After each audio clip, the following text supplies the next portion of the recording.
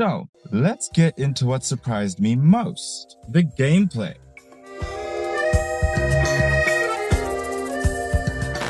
Now, I genuinely didn't expect this spin-off to outdo the main series in this one key aspect, the battle system, but somehow they did. This is honestly the first Pokemon spin-off that feels better than the main series games. Since Legends Arceus, let's say. We've had Mystery Dungeon, Rumble, cool ideas, but never really fully for me. Legends ZA though, it all finally clicks. The new battle system feels fresh and dynamic. It's clearly inspired by something like Xenoblade, but for Pokemon, it works. For the first time, I actually feel like I'm playing the Pokemon anime, giving real-time commands, dodging attacks, even taking hits myself. Everything happens in real time. Your 4 moves are tied to the 4 face buttons. Simple, but incredibly immersive once you're in the flow of battle. And moves like Fire Spin and Whirlpool that used to be garbage in the main series Pokemon games, they actually matter in this game. Fire Spin creates a literal flame zone that burns anything stepping inside it, and Whirlpool actually traps Pokemon in a swirling pool of water, and suddenly chip damaging moves become tactical tools that linger on the battlefield. And that, to me, is genius. It finally brings those childhood dreams we imagined in our heads as we battled in the older Pokemon games to life. But that is enough of me gushing about the gameplay. Now let's talk about the story. I'm in a caravan. Alright, now let's talk about the story. Or, as I like to call it, the part of the game where you mash A until a cutscene plays. Potentially. I mean, the story is your pretty standard Pokemon stuff. It seems pretty par for the course for a game aimed at a younger audience. I will say, however, it does have slightly more mature elements towards the end of the game. Now, spoiler warning for the end of the game. This is your chance to click off right now so that you do not get spoiled on what happens at the end of Legends ZA. So yeah, AZ dies, and you attend his funeral. Now, I'm not gonna lie, it caught me a little off guard, but more so in a I really didn't think they were gonna go there kind of way. Like, I really thought the ending was gonna have us and AZ all having a big party and, you know, everybody's having a key. But thematically and story-wise and plot-wise, it kind of makes sense because if the player character is gonna obtain Eternal Floette, something's gonna happen to AZ. He's not giving up a Pokemon that he waited 3,000 years to reunite with. The overall tone is a little bit more adult, kind of like how Legends Arceus was, but the game is still very juvenile and campy. I kind of feel like I'm reading a Hannah Montana episode before my eyes, but I mean that lovingly. Now, I will admit, I'm mostly button mashed through the entire game. The story just didn't really grab me. It wasn't bad. There were like cool cutscenes and emotional beats, but it just didn't really leave a huge impact on me. If I had to compare it to any previous Pokemon game, I would compare it to Generation 5, Black and White and Black and White 2, just without the same mystery or spark. Because I never really felt pulled into the world or characters like I was in Unova with N and Ghetsis back in the day. Still, it's serviceable.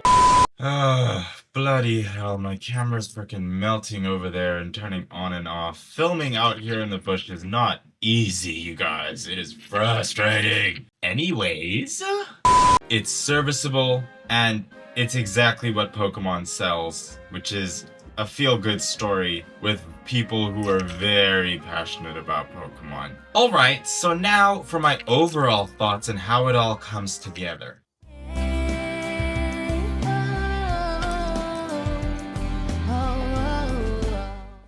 Alright, so now for my overall thoughts and where it all kind of comes together. As a sequel to Legends Arceus, this game delivers. It improves on the gameplay, it improves on the storytelling, and it kind of feels more alive. That's probably because we're in a city and not in the beginnings of Sinnoh, but as a Pokemon game, this feels like a massive step in the right direction. And I know, as Pokemon fans, we love to praise Pokemon for taking single steps in the correct direction, but not actually walking, running, or even crawling in that direction for a really long time. However, this game is at least a stroll in the right direction, and I have hope for the future of Pokemon slightly more than I did before. And I didn't have much hope. That being said, this is the first Pokemon game in years that feels finished. Because let's be real, Pokemon games on the Nintendo Switch have been rough. Pokemon Let's Go Pikachu and Eevee, they were cute, but they felt pretty bare bones. Sword and Shield felt like I was playing HD 3DS games. Scarlet and Violet were just buggy messes. And the Switch 2 upgrade, it didn't really fix anything. You have to pay over $450 for an upgrade that should have been free, for an upgrade that should be on base hardware. That's scummy. But Legends ZA, it runs smoothly, feels cohesive, and it shows real progress. It's like the series finally walked the path that Scarlet and Violet merely pointed at. Now, there's one thing I do want to mention as an African gamer, not necessarily about this game, but as for the Switch 2. I've been playing this game entirely in handheld mode. Not once have I connected it to a TV, because I do not have access to a TV out here. And honestly, I don't really want to play it on a TV right now. So this is an entirely handheld review of Legends Arceus, because I played the entire game outside in the bush, in this sweltering heat that has been melting my camera all day. So I generally play it inside the coolness of the caravan or the coolness of this beautiful thatched hut. Now, don't get me wrong, this is not the best Pokemon game ever. Visually, I feel the game is still behind the times. However, I feel this game has earned a solid 8 out of 10.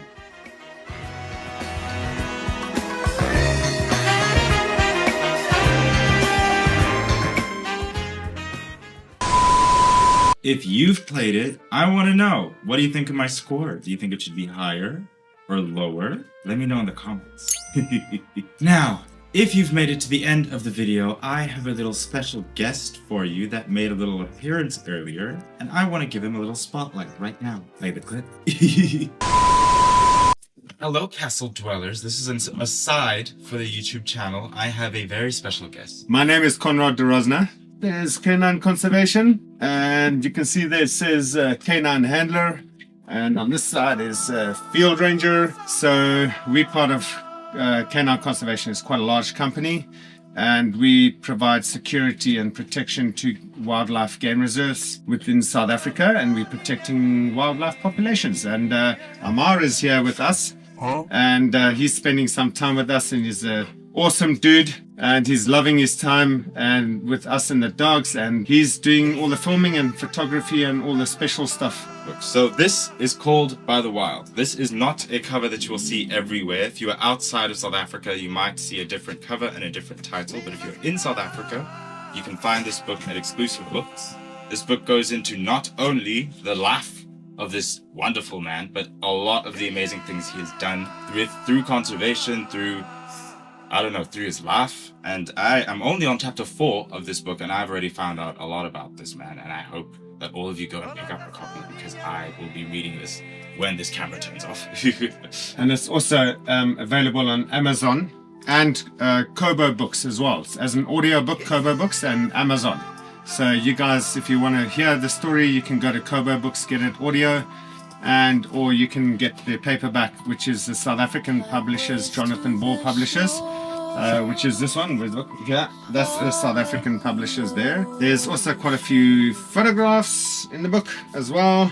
They're showing some of the stories of what's been happening, but all of that can be seen on our social media networks and Instagram pages.